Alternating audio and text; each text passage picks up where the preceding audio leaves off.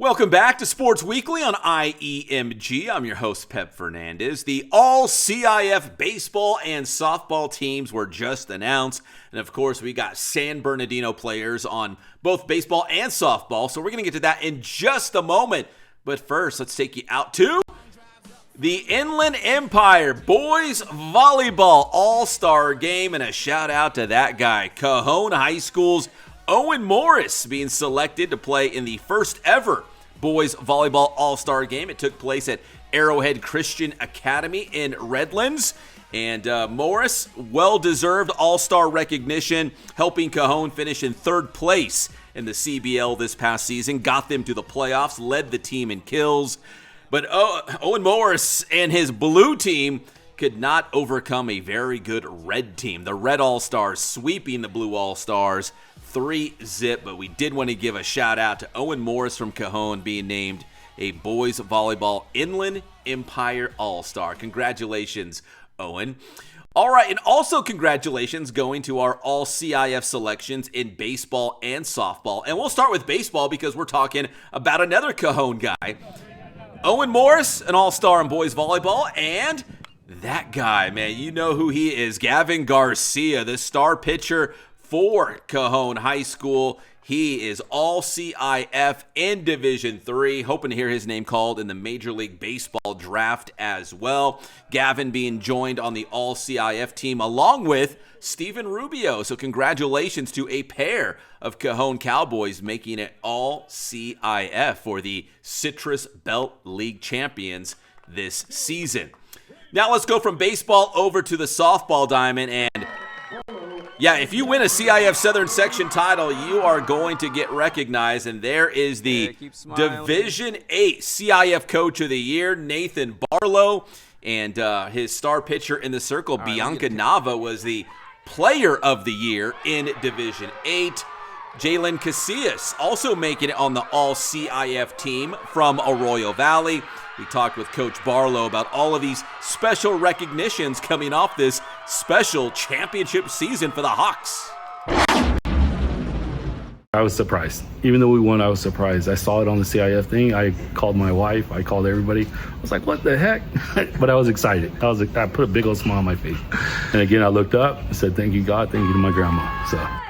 And the fact that Bianca was the Player of the Year, and then Jalen was also all CIF. I mean, how cool was that? That Arroyo Valley was really recognized, several times. Well, Bianca, her pitching, she's unbelievable this year, so she deserves that by far, by any player out there. So Jalen, she stepped it up a lot, and we gave her, at our award, we gave her the most improved. So she deserves that, both of them. Mm-hmm. All right, congratulations to Arroyo Valley, and also some local all-CIF selections like her, Sienna Lopez from San Bernardino High School. Of course, the Cardinals made it to that championship game, played Arroyo Valley. Arroyo Valley won the Southern Section game, but it was San Bernardino winning the CIF SoCal Regional title. So congratulations to Sienna Lopez representing the Cardinals, all-CIF in Division 8. And then also making all-CIF, Zoe Galindo from Aquinas High School. Congratulations to her. They won an Ambassador League championship, and she did a great job in that leadoff spot for the Falcons this season. Congratulations to her. Now, we've got more local softball news because now we're going to go from high school softball and all CIF to, well, college softball, because the University of Redlands is coming off a Division III national championship, their first ever national title. They had a lot of local players, including that one right there, number 18, Layla Gomez from San Bernardino and Aquinas High School. She was part of a very strong senior class that was the backbone of this University of Redlands softball team as they went on to win the D3 National Championship. And what a year it was for the Bulldogs. Head coach Jose Ortega, who's been the head coach of the Bulldogs now for 8 seasons, getting not only a deep playoff run, which they were hoping for, but the icing on the cake was going all the way and winning the national championship in Division III. So we talked with Coach Ortega about the title, man. It was a couple years in the making, but the Bulldogs got it done this season. Here is head coach Jose Ortega from the U of R. I think obviously that's how it worked out. It wasn't necessarily the plan. We show up and we go to work. And we talk about how, whatever happens, happens. Last year was actually the first year that we put a goal on it, and the goal was just to win a regional. And the University of Redlands softball history, we had never gotten out of that first round. There were some historic great teams in the past, but we would just run into some things and wouldn't get out of that regional. So our goal was actually to get out of the regional.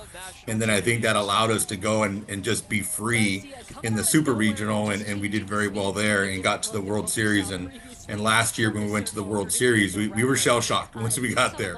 We ran into we have Trine, who obviously ended up winning it. They beat us up pretty good, and then our nemesis has been Linfield up in the Northwest in Oregon, and then they beat us up there as well.